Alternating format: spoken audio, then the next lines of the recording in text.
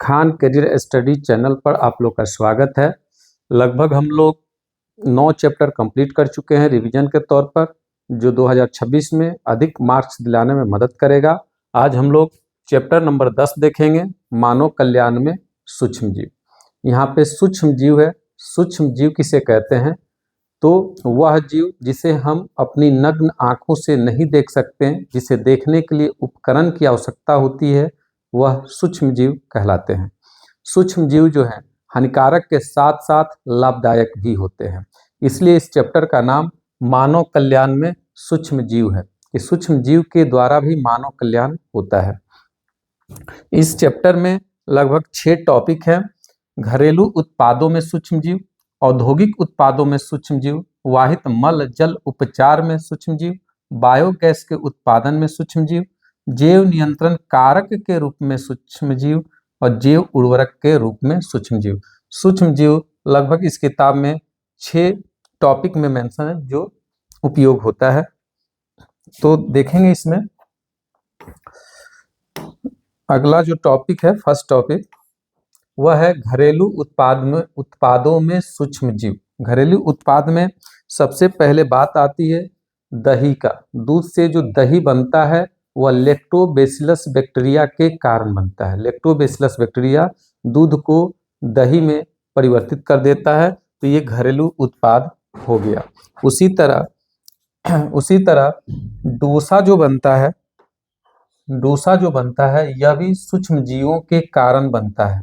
और डोसा में जो गैस जो फूलता है वह कार्बन डाइऑक्साइड गैस के कारण फूलता है, तो यहाँ पे CO2 की बात होगा। उसके बाद दिया है कि जो ब्रेड बनता है, ब्रेड जो है वह ईस्ट के कारण बनता है। ईस्ट के कारण ब्रेड का निर्माण होता है। उसी तरह दिया हुआ कि दक्षिण भारत के कुछ भागों में एक पारंपरिक पेय जिसे टोडी नाम दिया गया है, इसे हम लोग के तरफ भोजपुरी में तारी के नाम से जानते हैं, और यह तार वृक्ष के तने के स्त्राव के किण्वित कराकर तैयार किया जाता है। किण्वित होने में बैक्टीरिया की आवश्यकता होती है, तो सूक्ष्म जीवों से इस तरह का उपयोग घरेलू उत्पादों में किया जाता है। आगे देखेंगे हम लोग, तो अगला जो टॉपिक है वह है औद्योगिक उत्पादों में सूक्ष्म जीव। अभी हम लोगों ने देखा घरेलू उत्पाद में दूध से दही बनने में, किण्वित पेय बनने में, टोडी बनने में, ब्रेड बनने में। अब है औद्योगिक उत्पादों में सूक्ष्म जीव, यानी कंपनी इत्यादि में कैसे होता है।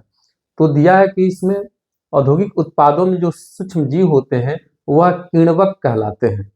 किण्वक यानी वो किण्वन की क्रिया करते हैं, और किण्वन के कारण जो पेय बनता है, पीने वाला पदार्थ बनता है, उसे किण्वित पेय कहते हैं। इसलिए यहाँ पे टॉपिक बनता है किण्वित पेय। तो किण्वित पेय क्या है? तो दिया हुआ यहाँ पे वाइन आएगा, इसमें बियर है, हिस्की है, ब्रांडी है या रम, ये सब किण्वित पेय होते हैं जो सूक्ष्म जीवों के द्वारा किण्वन करा के प्राप्त किए जाते हैं। इसमें और भी औद्योगिक उत्पाद में आता है प्रतिजैविक, जिसको इंग्लिश में एंटीबायोटिक के नाम से जानते हैं।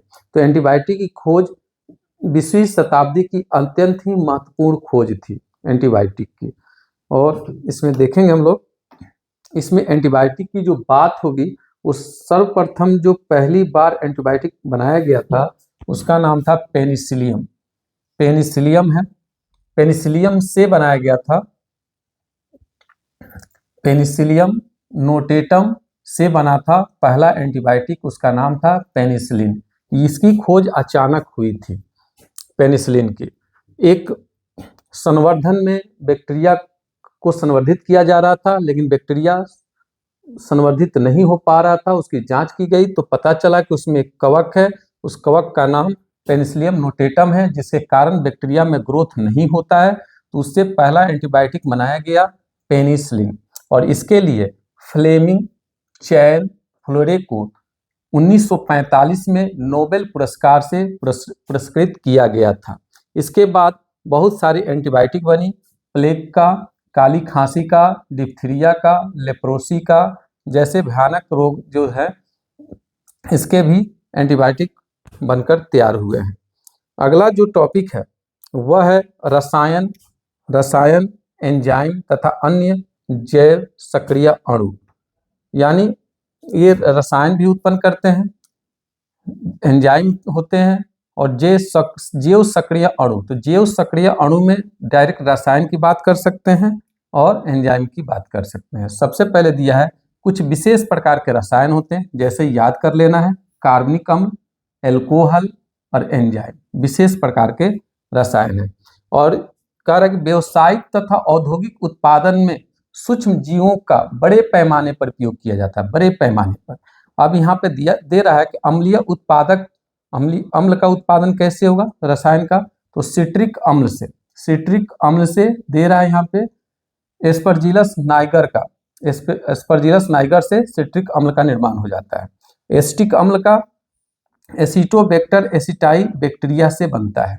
उसी तरह ब्यूट्रिक अम्ल का निर्माण क्लोस्ट्रीडियम ब्यूटालियकम बैक्टीरिया से बनता है। उसी तरह लैक्टिक तो अगले टॉपिक में देख चुके हैं कि लैक्टिक अम्ल का निर्माण लैक्टोबैसिलस बैक्टीरिया के कारण होता है, जो दही में पाया जाता है।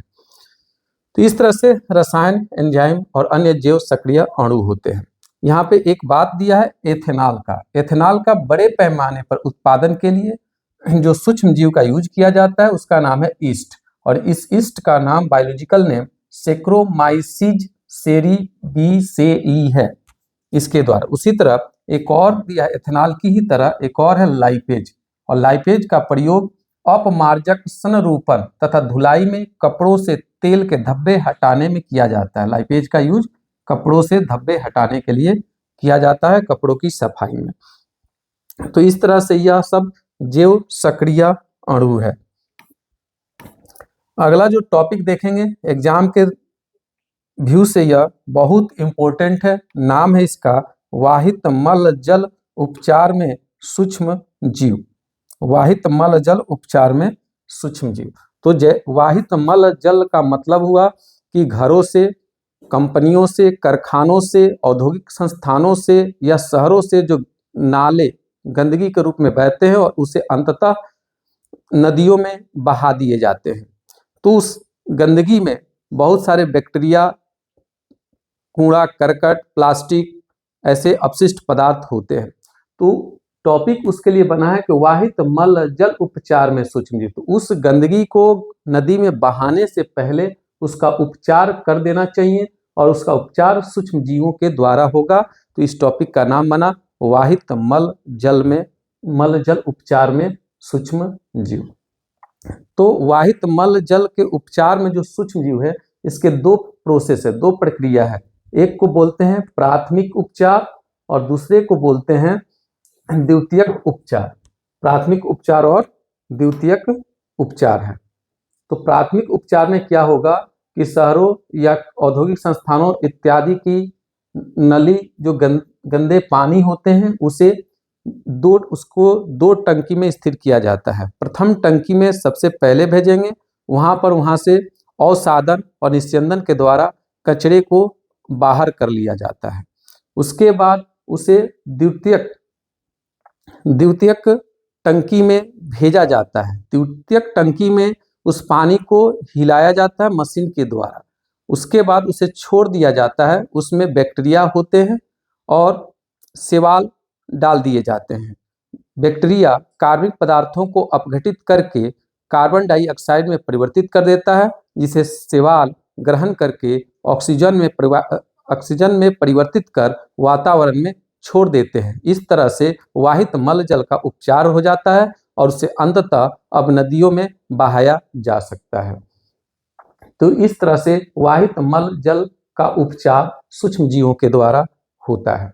वाहित मल जल के कारण नदियों में BOD बढ़ जाता है। एग्जाम पूछता है कि BOD क्या है, तो इसका पूरा नाम दिया है बायोलॉजिकल ऑक्सीजन डिमांड।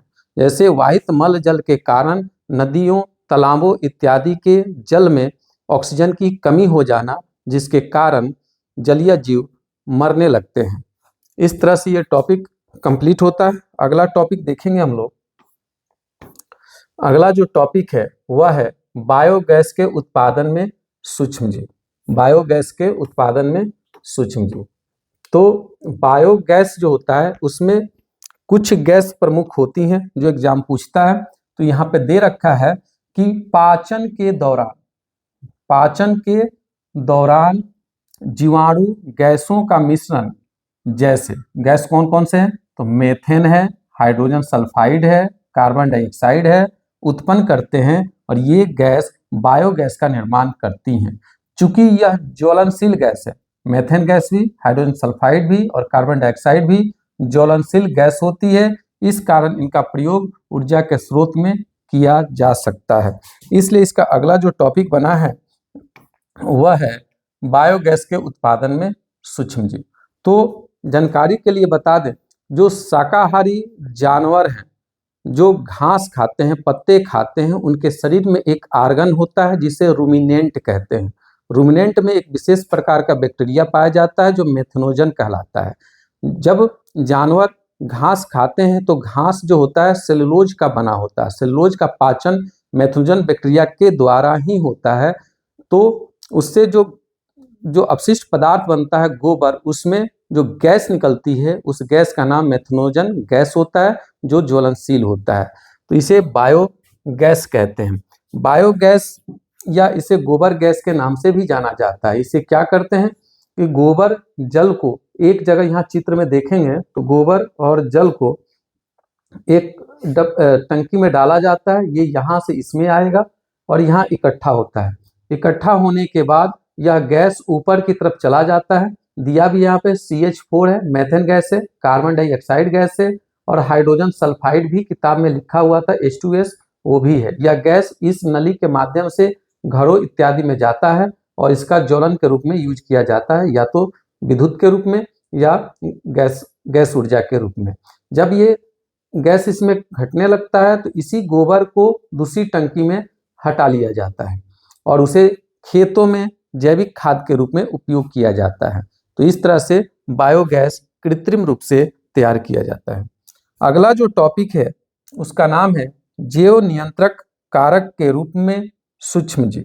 जैव नियंत्रण कारक के रूप में सूक्ष्मजीव, जैव नियंत्रण कारक के रूप में जो सूक्ष्मजीव हैं, वहां इसमें बात होगी बीटी कार्टन की।